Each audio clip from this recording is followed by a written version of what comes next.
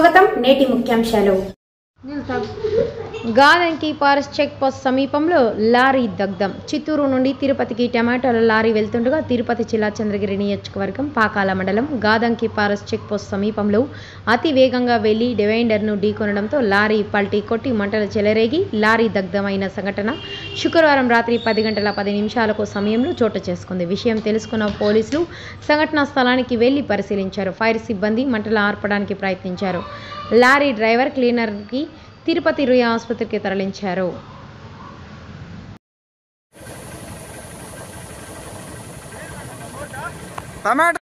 Lorry ఒకటి పడిపోయింది.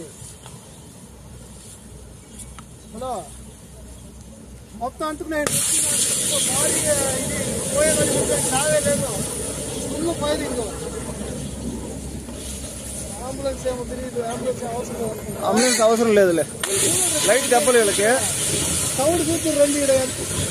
బండి టైర్లుయా లారీ ఒకటి పడిపోయింది.